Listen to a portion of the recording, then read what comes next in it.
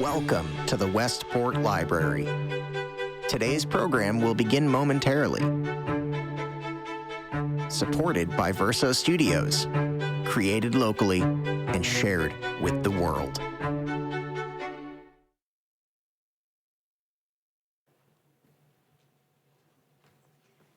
Good evening, everyone. Thank you for coming out on this fabulous evening. I have a few questions. Has anyone heard of a playwright named William Shakespeare? Could you raise your hands? Okay. Has anyone heard of a playwright named Elizabeth Cary? Ooh, okay. One.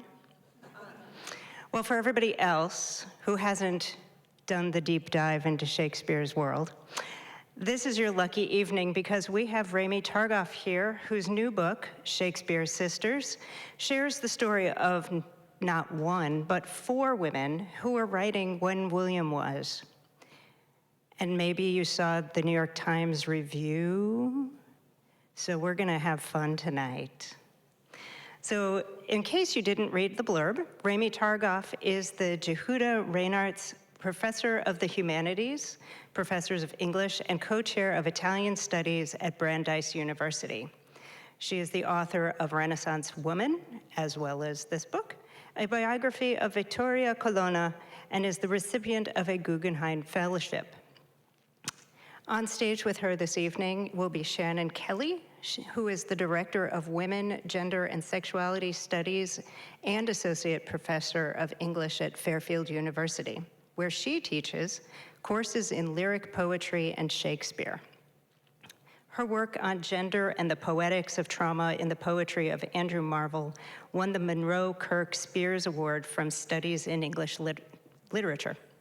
So without further ado, please welcome Ramie and Shannon.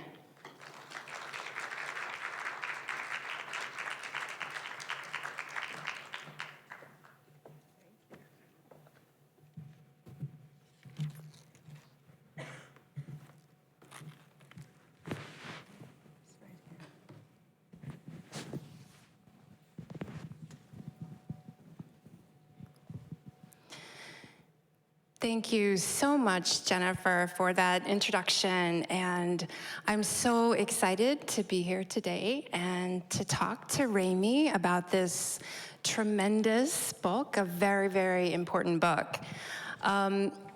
So I guess the first thing I wanted to point out is the title, Shakespeare Sisters. So in this book, you're looking at 4 women, but they definitely weren't his sister. So maybe kind of talk to me about that title and why you chose it and why it's important for you. Sure. First of all, let me just thank everyone for coming tonight. It's lovely to see you all here. And thanks so much to Jennifer for organizing this and to Shannon for being in conversation with me. So the title of my book neither refers to the fact that any of the women was Shakespeare's sister, because none of them in my book were, nor am I imagining any real Shakespeare sisters, in other words, family relatives of Shakespeare. The title actually comes, and some of you might know this work, from a work of Virginia Woolf's, A Room of One's Own. I see some of you nodding. And I called my book Shakespeare Sisters because the book was actually provoked by, the origin for writing the book was a response I've had to Virginia Woolf. So in Virginia Woolf's A Room of One's Own, which I read during my first year as an undergraduate, not very far from here at Yale University, I was told by Virginia Woolf that it would have been totally impossible for a woman to write in Shakespeare's England. And the way she sort of conjures this up for us is she says, let's imagine that Shakespeare had a sister, let's call her Judith, with the same talent as her brother, Will. What would her life have been like? And she goes on this long, really almost violent rant about how miserable this woman would have been, how she would have been tortured and deranged, how she would have lived a life of poverty and misery. She would have been accused of being a witch. She would have had a deformed imagination. She would have ended her days in a lonely cottage and probably would have taken her own life. This is what Virginia Woolf told me when I was a first-year student in 1985 at Yale. And therefore, when I didn't go on to read anything in my 4 years of studying English at Yale, in my 6 years of studying Renaissance English at UC Berkeley, I never read a word written by a woman in the Renaissance. Never. All men. And I never asked why. And I'm embarrassed about that now, but this was almost 30 years ago. And the truth is, these women were simply not available for me to read. So to answer the question, and just to say more broadly, the book is in some very profound way responding to Woolf and saying, although her instincts were correct, because it was very hard to be a woman, period, during the Renaissance. Women's lives were very difficult, and we can talk about that. And it was extra hard to be a woman writer. In spite of that, there were women who were writing. They were perfectly healthy. They didn't have deformed and tortured imaginations. They had reasonably happy lives, or like the rest of us, ups and downs in their lives, but they were functioning members of society. So the book is a response to Virginia Woolf, and it is a refutal, basically, of her thesis. Thank you. And I really love how you go to Virginia Woolf at the beginning, and then you also kind of come back to her at the end. Yes. Yeah, and I think what I love so much about that reference is that there are women writers, as you say, and they are accomplishing many things, but they're also facing huge struggles. In the early modern period, women were really supposed to be silent, chaste, and obedient to the men in their lives. And so the women in this book, these 4 accomplished writers that you draw our attention to, they really do have a lot of struggles, even though they have many triumphs and accomplishments. So maybe you could walk us through like one example, of what one of these women writers had to go through in order to publish. Sure. So I hope over the course of the next half hour, we'll get to talk a little bit about each of the 4 women, but I'll just give you one example of the kind that Shannon just mentioned. So as Jennifer referred to earlier, the first woman to write an original play in the history of English literature was a woman named Elizabeth Cary. And her play, The Tragedy of Mariam, was written sometime before 1609, we think, but published in 1613. So that's around exactly the time when Shakespeare's Tempest was being performed, to put it in Shakespearean terms. Elizabeth Cary was an only child who was raised in what we would call an upper middle class household with quite a bit of money, but no aristocratic distinction. Her father was a lawyer. And for whatever reasons, partially I think because she was an only child, so there were no boys to educate, but because she was truly a girl genius, I think it's pretty obvious. She taught herself multiple languages, supposedly by the time she was 5, including French, Italian, Latin, I think Spanish, I'm not sure about Spanish, but including Transylvanian, which we're told that they had a guest in the household from Transylvania, and this child picked up that person's language and then apologized later for having forgotten it. She said she didn't have much chance to practice. So we're talking about a girl of immense, immense talent. Everyone around her conspired to stop her thinking, basically. So first, her mother took away her candles so that she couldn't read at night. And we have evidence that Elizabeth Cary bribed the servants to give her candles, and she paid them back on her wedding day, which is really interesting. Yeah, it's amazing. Then she got married to someone who had no interest in her except in her father's bank account, and she had to live with her mother-in-law for a while because he was fighting a war. Her mother-in-law took away all her books because she was reading too much. So this girl, all she wanted to do was what Virginia Woolf tells us, wasn't possible. She wanted to find a room of her own and write. So she was up against all these odds. Then she and her husband proceeded to have 12 children, 12, whom she, for whatever reason, because this is very unusual during the period, decided to nurse herself. So she didn't send off the children to a wet nurse. So just imagine trying to have an intellectual life with 12 children, nursing, and then her husband was a courtier and an aristocrat and wanted her to be social. And there are amazing accounts of her being literally chased around her room by her servant with a brush and pins and jewelry for her hair. And she's scribbling in a book, and her servants can't get her to sit down and just get dressed up. So anyway, there were lots and lots of odds against her. But in spite of all of that, she managed to write. And at a certain point, she defied her husband very dramatically. So remember, in the early 17th century, it was mandatory that you went to church on Sunday. You could be penalized and ultimately put in jail if you were a repeated offender. So you had to go to church. It was a Protestant church, the Church of England. And the one thing you absolutely couldn't do was be a Catholic. So this woman decided to convert to Catholicism. Not only did she convert to Catholicism, she did it while her own husband was put in charge of Ireland. He was Lord Deputy of Ireland, and his main job was to squash Catholic worship. Okay, so she converted to Catholicism. She then kidnapped her own children and sent them to Europe, to the continent, to be converted and to live as nuns and priests.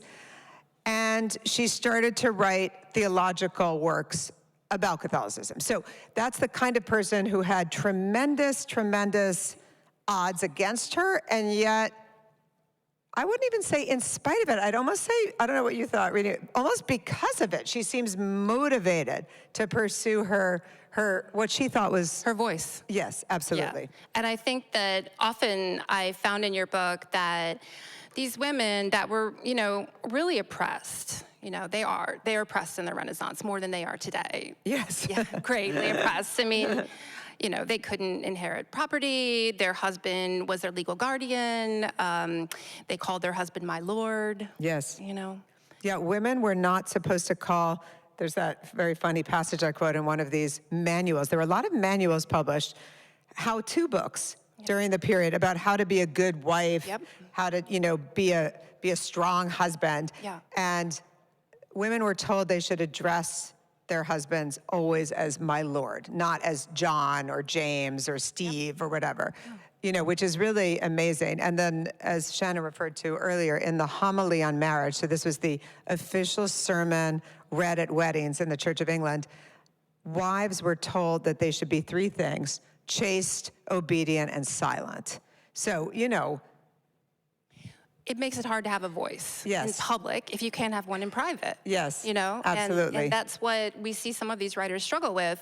And one thing I noticed in your book is that sometimes they use writing to kind of cope with some of the terrible and difficult things they're going through. I mean, these four women in this book experience so many hardships. There is a war. There's also affairs. Their spouses are sleeping around. There's death, a tremendous amount of death that they have to go through. And yet they're writing. And I found that seemed to be a way for them to cope with some of these tremendous hardships. Yeah, one of the four women in the book was a lifelong diarist. She started keeping a diary at her diary begins when she was 13. She actually wrote that a couple of years later in retrospect. But we have diaries from age 13 until the day before she died at the age of 86, which was a very long life in that period. And her last diary entry, which her secretary wrote down, her last words were, "I thank God I am very well." And then she died the next day. But I think she meant it because she'd lived such a long, extraordinary life. But to your point, Shannon, her name is Lady Anne Clifford, and she might be my favorite of my four women because she's so strong and so stubborn. But the reason she was keeping a diary for all those years, one of the main reasons, was that she was fighting against the entire system to gain her inheritance. So when she was 15, she was disinherited by her father from probably next to the crown, the largest fortune in the kingdom. So her father was the Earl of Cumberland. He owned 90,000 acres of land in the north of England, all of Westmoreland and some of Yorkshire. And we all know from reading Jane Austen or watching Downton Abbey that women don't usually inherit property. But in this particular case, this family, the Clifford family, a special law had been passed in the 14th century that said, I think because the property was so important and so immense, it said that this inheritance should go to the direct heir regardless of sex. So that was codified. That was a legal document. And Anne Clifford was an only child. She had had two brothers. One died before she was born and one shortly after. So she grew up as an only child and had every expectation, because of this law, of inheriting these 90,000 acres. So when her father disinherited her in favor of his brother so that the family line would continue, the Clifford name would continue, she started to fight a lawsuit with her mother at her side, and she fought that lawsuit for 38 years until she finally won. And during that time, I think her diary was her best friend. I think her diary was what Freud would call her working through. I think it was what helped her deal with the fact that the king was against her, the Archbishop of Canterbury was against her, her husband was very much against her, kidnapped her child, was sleeping with many other people, men and women. You know, I mean, it was a messy situation. And at one point she says, she's so lonely that she feels like an owl in the desert. It's a beautiful, complicated image that actually is referencing a psalm. But she talks so much about her loneliness, and it's hard not to think that her writing was just her deepest companion. Yeah, it's so important. It's such an important tool, and it helps women have that voice if they're allowed to write and allowed to speak. One thing that I noticed a lot is this pressure on women to have that male heir, you know, and primogeniture. And I wondered if you could talk a little bit about that and how that impacted these four women. These four women were very wealthy, but they had a lot of struggles in their life as well. So maybe you could talk about that pressure. Yes, and one of the women wasn't wealthy, Aemilia Lanyer, Yeah. and we'll come back to her. So let me just briefly introduce so that we have a sense of who these four women are. So we've talked a little bit about Anne Clifford, the diarist who was fighting the lawsuit. We talked a little bit about Elizabeth Cary, who is the first woman playwright. The other two women are Mary Sidney, who was born into an aristocratic family, became the Countess of Pembroke. In terms of those of you who are Shakespeare fans, her two sons were the dedicatees, William and Philip Herbert were the dedicatees of Shakespeare's first folio. So the folio is dedicated to them. So they were super important patrons, literary patrons, and very, very high-ranking figures in the 17th century. We'll come back to her. And then the fourth woman really comes from a very different class altogether. And even among those three women, there are interesting distinctions of class. As I said, Elizabeth Cary was born into an untitled family. They were not aristocrats, but they had a lot of cash. Mary Sidney had no cash, but titles. Anne Clifford had cash and titles, but was disinherited. Aemilia Lanyer is the outlier in that she was born, her maiden name was Bassano, and as it sounds, she was Italian. Her father was an Italian immigrant. He was a musician, and he and his brothers, four brothers, came over from Venice to work for Henry VIII. They were brought over to play the recorder for Henry VIII in his court, and they remained court musicians throughout the 16th century and into the 17th century, the family. In other words, the boys, the sons, the grandsons, the cousins. So the Bassanos were one of these musical families. That meant he had a very modest but solid salary. So they were not impoverished, but they had very little. One interesting way to think about this is to look at the dowries for these women. So, for example, Aemilia Lanyer's father scraped together 100 pounds for her for a dowry. Elizabeth Cary's dowry was 7,000 pounds, Anne Clifford's dowry, if she agreed to sell land, was 17,000 pounds. So, we're talking about 100 pounds versus 17,000, so you can see the big scale. But those are the 4 women in general. So the question that Shannon just asked me is about producing a male heir, and that was especially felt when there was a title to be passed on. That's when the anxiety was very high. So that brings me to Mary Sidney, because Mary Sidney was married off at the age of 15 to a man 23 years older than she, who'd been married twice before, but had not produced a child.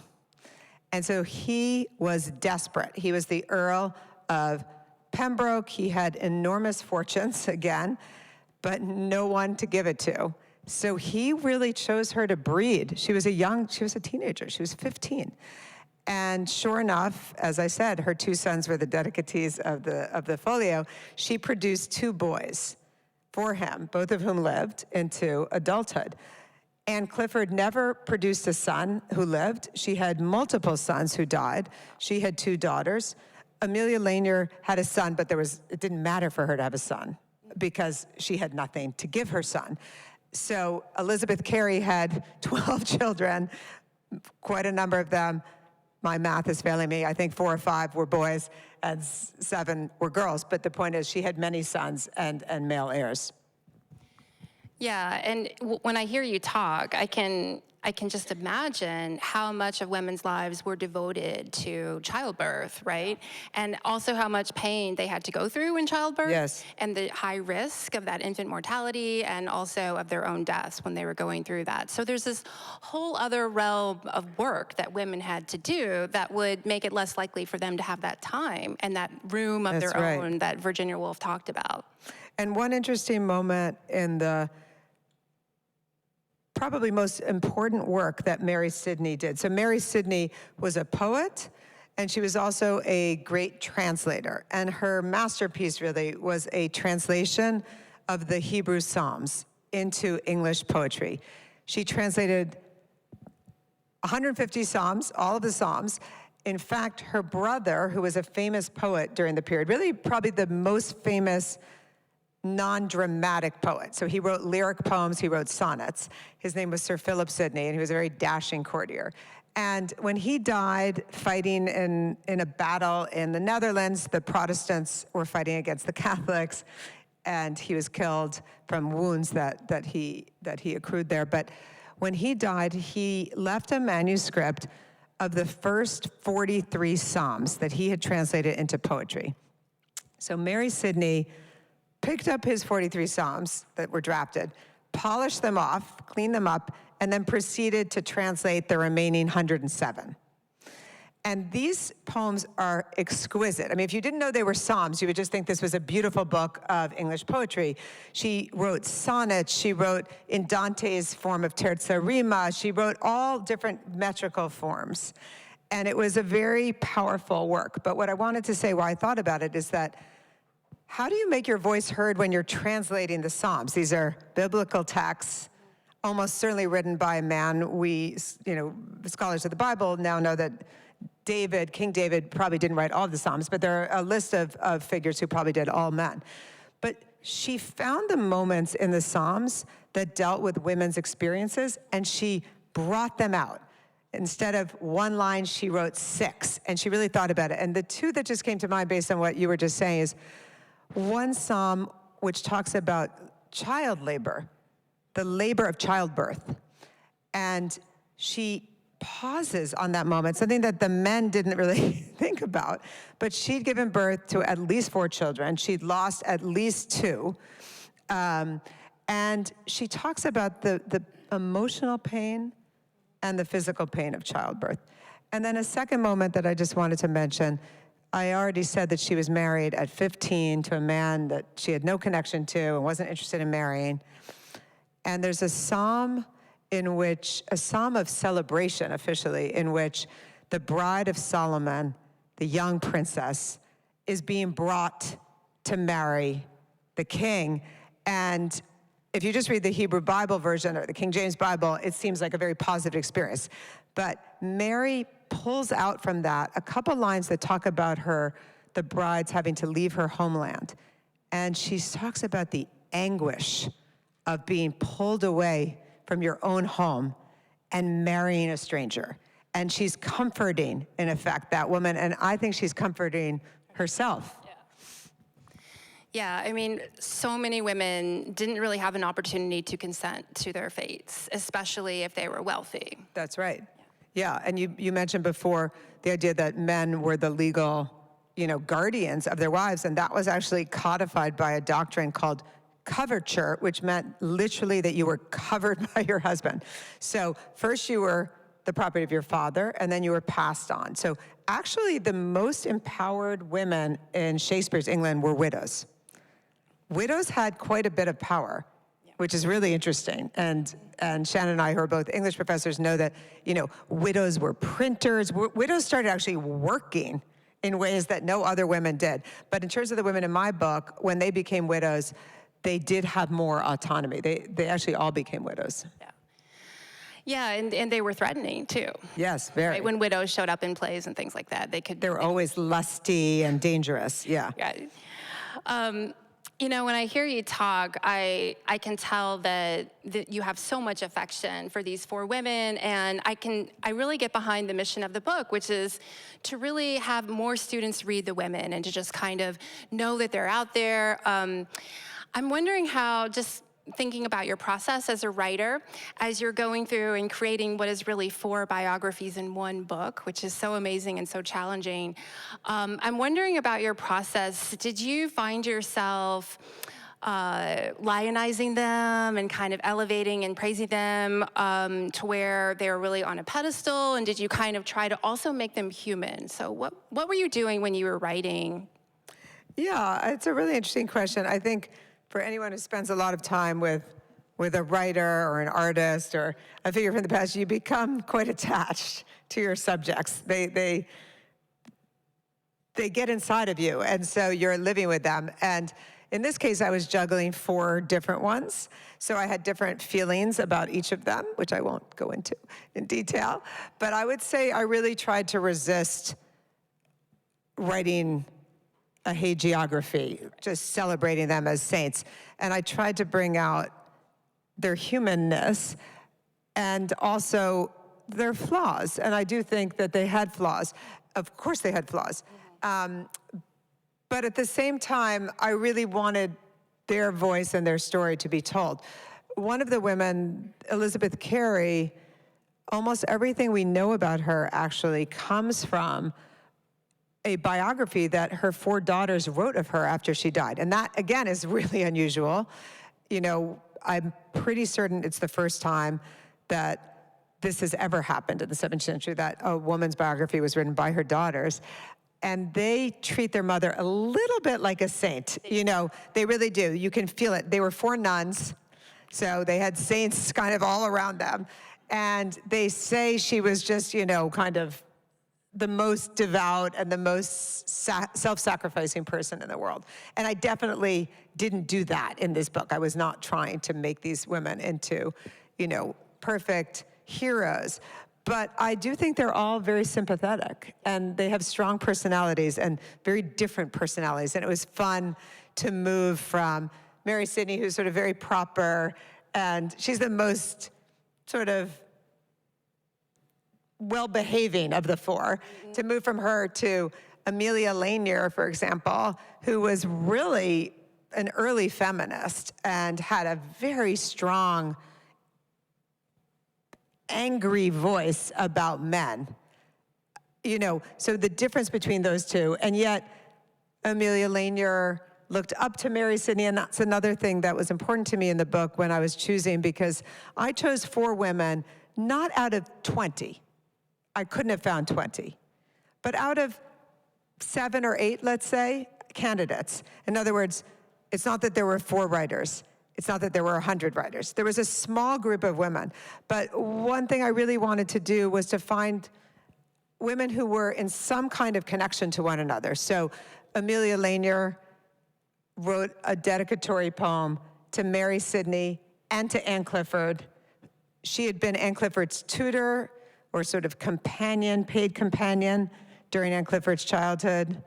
She looked up to Mary as the great female poet. Anne Clifford married Mary's son, Philip Herbert. So there are all of these sort of overlapping ties, and my hope there was to create a kind of mini Bloomsbury story of all of these connections. There are a couple moments in the book when at least 3 and sometimes all 4 of the women are at the same event, usually funerals, but where they're in the same space, and that was important for me. And why do you think it's so important for women, perhaps those that are facing oppression, have a community and are able to talk to each other and join together, especially if they're students or writers or trying to do something new or cross boundaries that are there? Yeah, I mean, it's still important. It's still important today. And I've been in a book group with a group of women for 26 years now.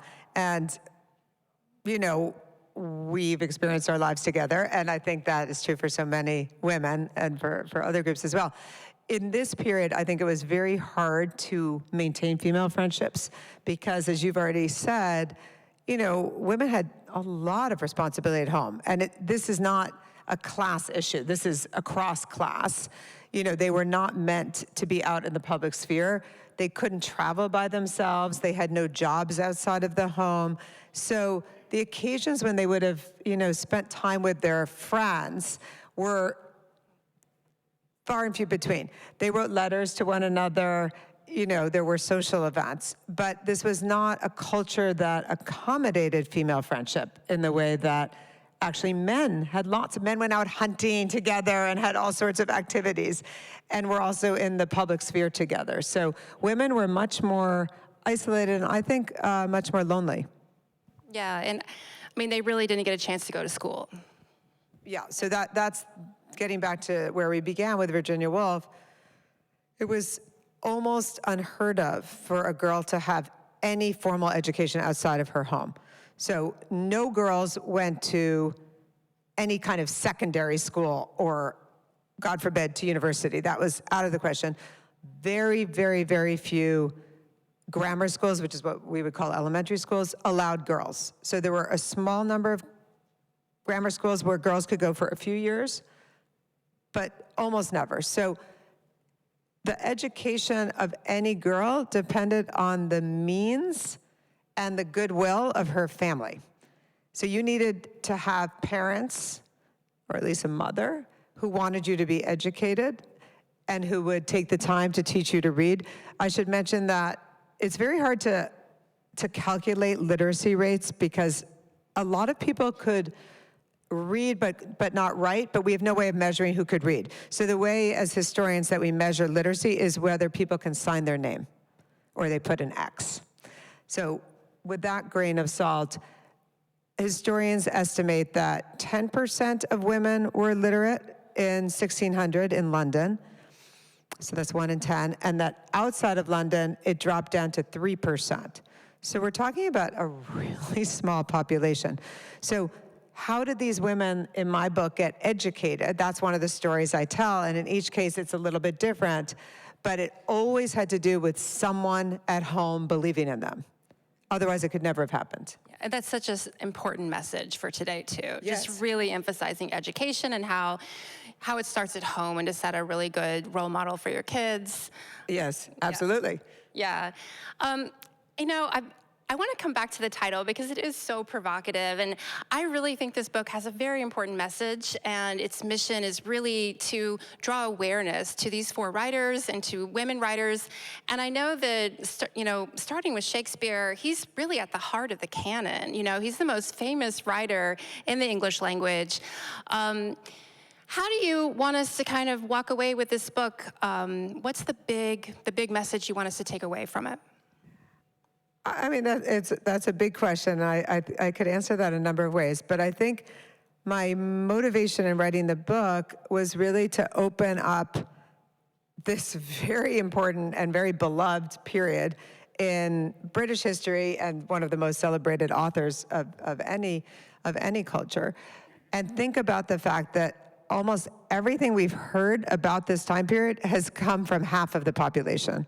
In other words, we have not heard the women's side of any of this. So when we think about what were the real experiences behind, Portia and Rosalind and even Lady Macbeth, who was really frustrated in not being able to have a career.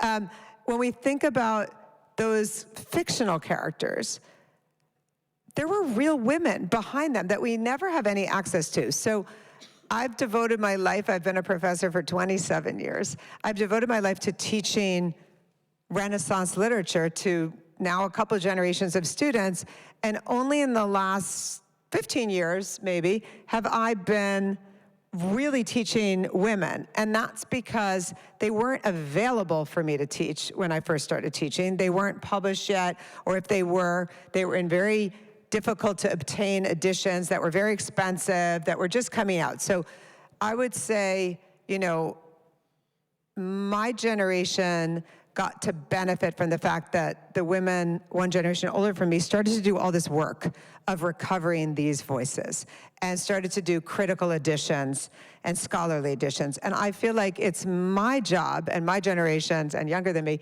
now to bring these women out into a bigger reading public so that most students still, when they graduate with a degree in English, will not have read any of these women. Absolutely not, and they probably won't have heard of them. And that's just a shame. It's a shame because we have so much to learn from reading not just these four women, but as we go up and down the canon, reading women in all different historical periods. Yeah. By the time we get to the novelists, we're good. Yeah. We all love Jane Austen, we all love the Brontes, we love George Eliot, even if she took a man's name, and so on. We don't push those women aside. But really, until then, women are second-tier writers. Yeah, and we're still just getting half the story. Yeah. And we're still getting history from a men's point of view. Absolutely, yeah. Absolutely. Do you want to open up to some questions, or? Sure. All right, so anyone from the audience, if you have a question, we're going to ask you to come over here so that your voice can be recorded for posterity. But don't be shy about that. I know that standing up and going over there can be unappealing, but I'd love to hear your thoughts and answer any questions you might have. Hi, thank you. This is so interesting.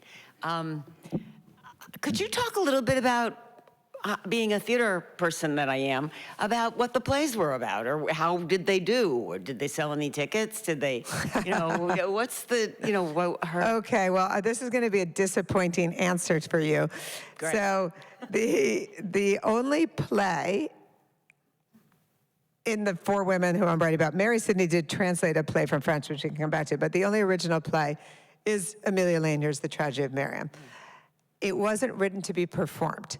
It was I don't know if this is a category that is familiar, it's what we call a closet drama, which meant that it was written to be read aloud at home or in small groups, or just to be read. And actually, I'm familiar with that. You are, okay.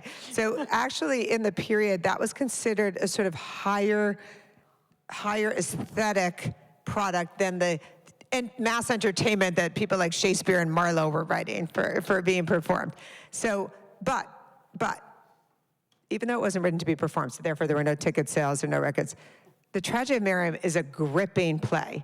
And it tells the story of an ancient Jewish princess named Mariam who defies her absolutely tyrannical husband, Herod, who's killed members of her family, and he's a monster. And she refuses to obey him because she's true to her conscience. She refuses to sleep with him. And she pays the ultimate price, which is that she's murdered. Falsely accused of adultery and murdered.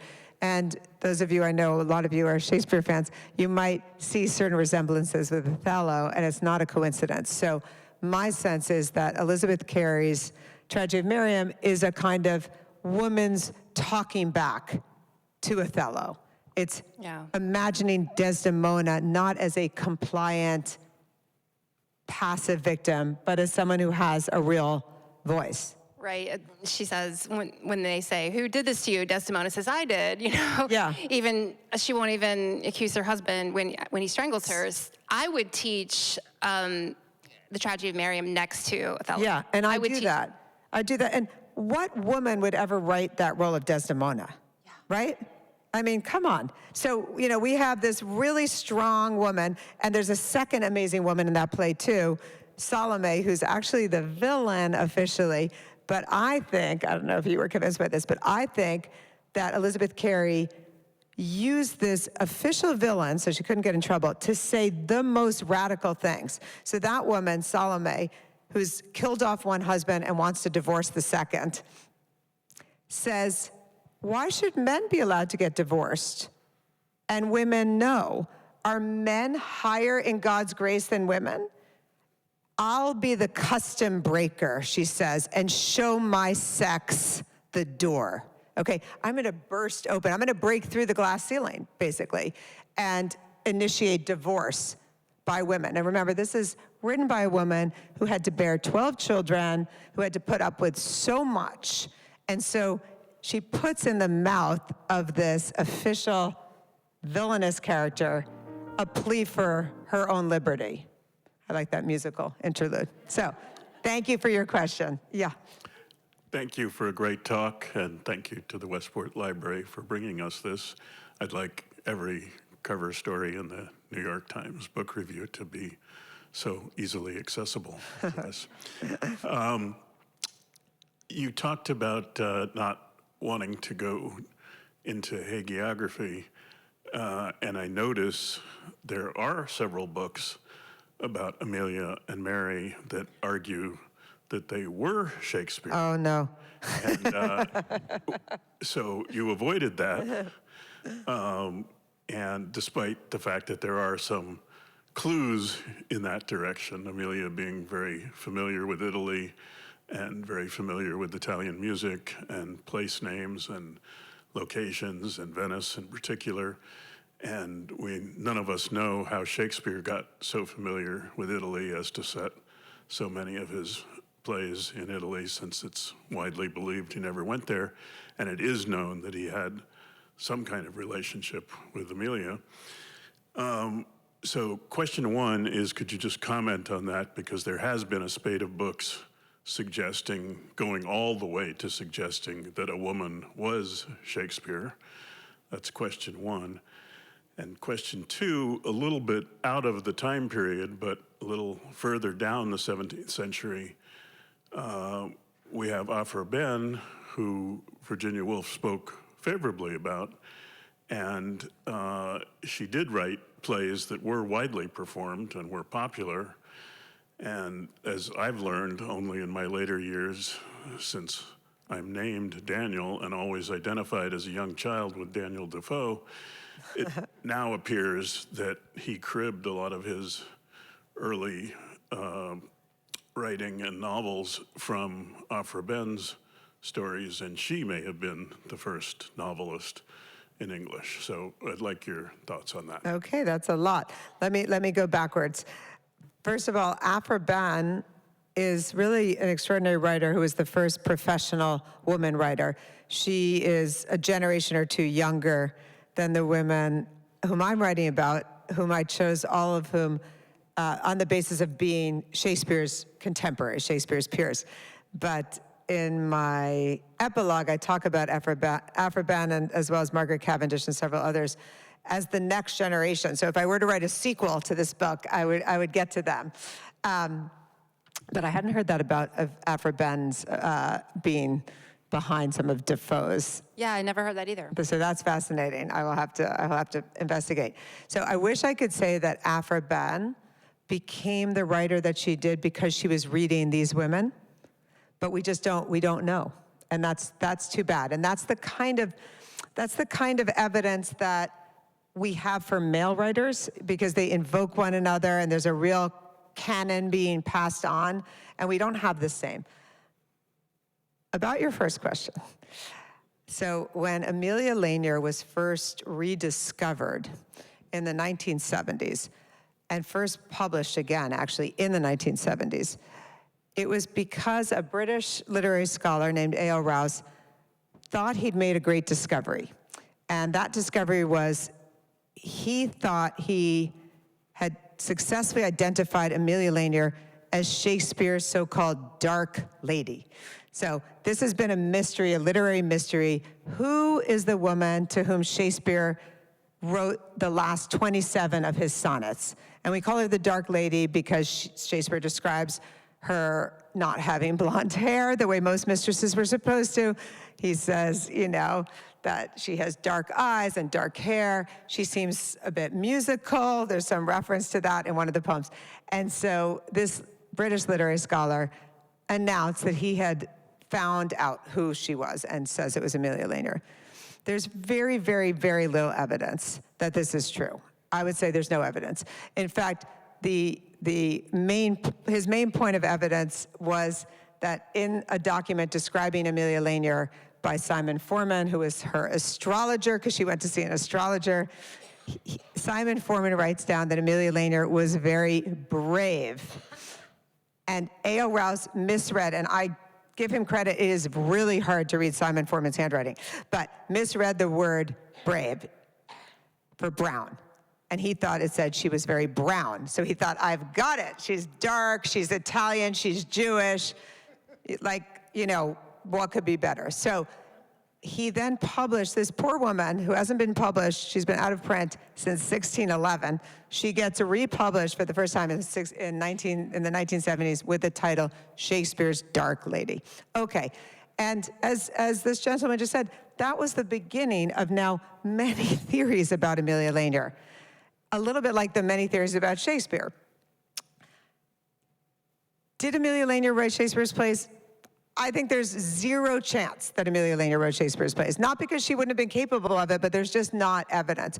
I'm interested really in why people like to come up with these theories so much. You know, what is it, you know, that makes this so appealing? And I think in both cases of Aemilia Lanyer and Shakespeare, it's not a coincidence that they're not aristocrats. It's not a coincidence that they don't come from the upper classes. You know, the main candidate for the people who don't think Shakespeare wrote Shakespeare's plays was always the Earl of Oxford.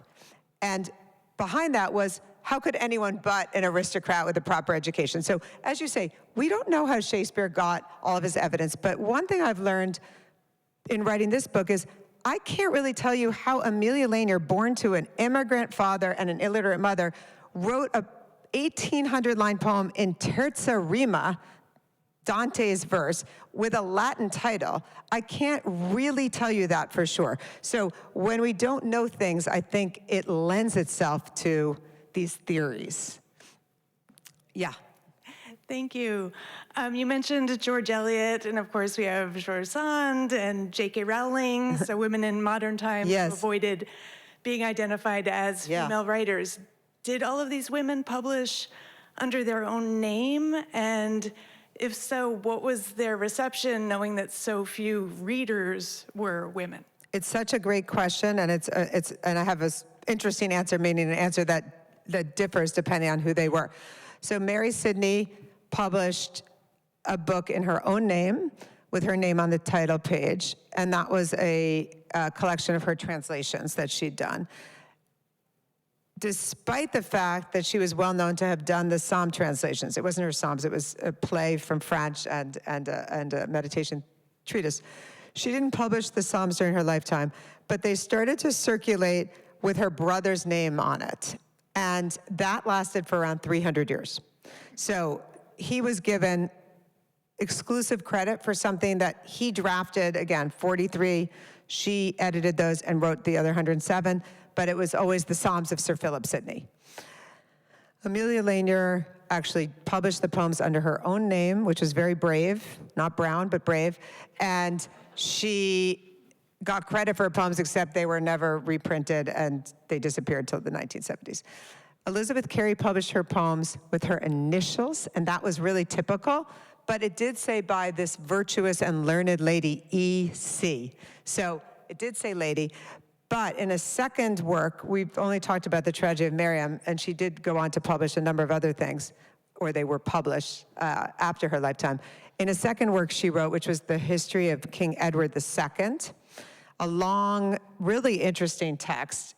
She left it unpublished when she died, and it was subsequently published under her husband's name because it was found in his closet, even though her name was on the manuscript. And she described working on it and signed it, by your aggrieved, suffering, long-suffering Elizabeth Cary. And it was published under her husband's name, and the person who published it said, that this could only have been written by the most masculine, virile, blah, blah, blah. So it was a kind of weird gender assumption. So anyway, it did vary. Anne Clifford, the diarist I didn't get to mention, also wrote a quite remarkable memoir with the title, The Life of Me. She was a very modest person. And it starts, by the way, not with her birth, but with her conception. She actually pinpoints the day of her conception. Anyway, she wasn't published until 1923 when, interestingly, getting back to Virginia Woolf, Vita Sackville West, who was her direct relative of her husband. So Anne Clifford's first husband was named Richard Sackville, and Richard Sackville and Anne Clifford lived in the magnificent Knoll House where Vita Sackville West was born, and that's where she found the manuscript of Anne Clifford's diaries, and she actually published them in 1923, so in her own name. But thank you for your question. Yeah, Jennifer. Oh my gosh. I want to thank you both for coming out and sharing all these women with us. So let's give Ramie and Shannon a round of applause, please. Thank you both. For those of you who are here, we have copies of Shakespeare Sisters that you can bring home with you if you give us a few pennies. And I hope to see you at other library functions. Thank you so much. Thank you, everybody.